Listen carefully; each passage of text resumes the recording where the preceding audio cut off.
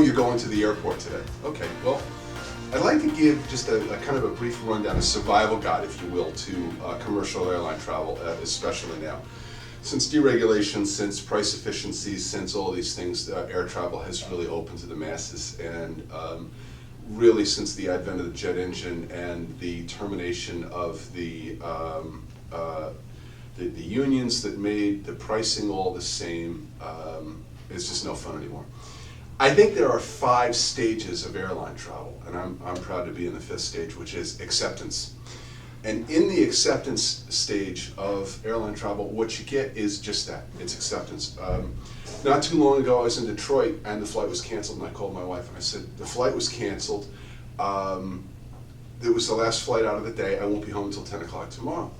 And my wife said, why was the flight canceled? I said, I don't know.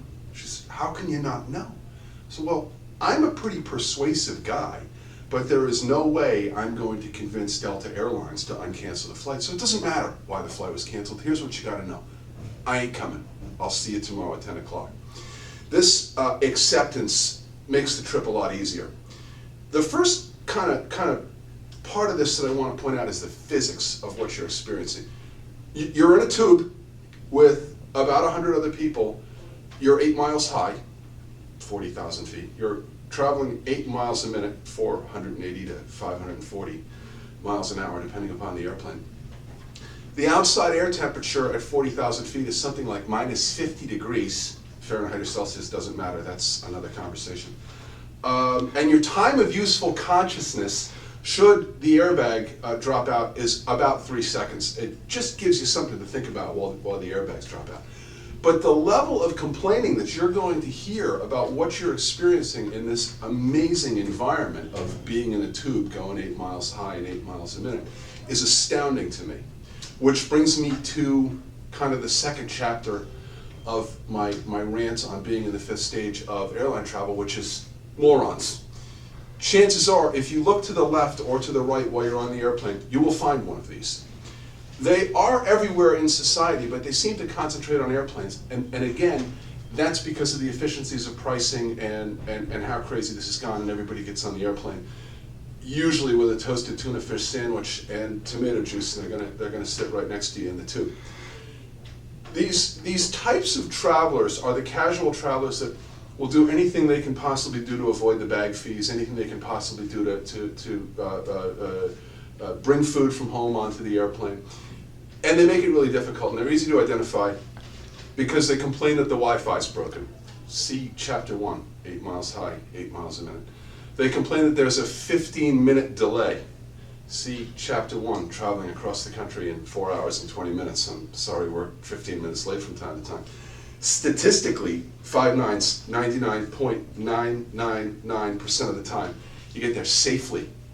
Statistically, you get there safely and on time, but you can really hear these people ranting about the 15-minute delay, and that's kind of what makes them easy to identify. Chapter 3, the guards. Now the guards in the 70s were called stewardesses. We changed the name to flight attendants sometime in the 80s.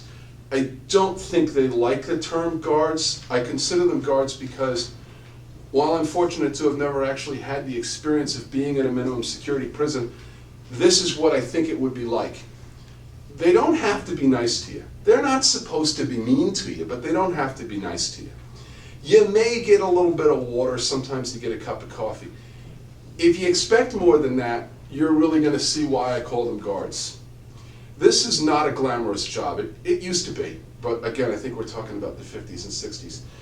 The unions have done a fabulous job at really diminishing their income. They're overworked, they're underpaid, it's a difficult job. And I like to try to remember that. And I like to try to remember that I just need to remember that I'm gonna get there safely. And maybe I'll get a glass of water, but I usually bring a bottle anyway because I'm in the 5th stage of business traveling.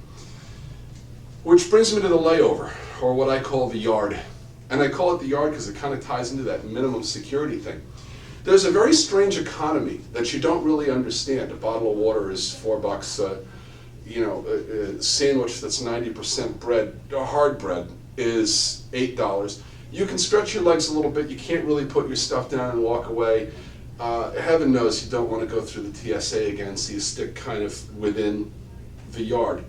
And that's the layover. But again, fifth stage, kind of going into this thing, you know it. Which kind of brings me to tying it all together, survival. Getting there is not half the fun. Getting there is ass-wrenching in commercial air traffic. And I think going into the experience knowing that the destination truly is the destination and the journey is the penance to achieving the destination makes you happier when you get off the airplane. You're going to be hungry, you're going to be a little bit dehydrated, you may be cramped, you may be sore, but you'll be there, and you'll be there safely. Being aware of the pain-causing elements, chapter 2, morons, around you, makes them easier to put up with and gets you through the experience better.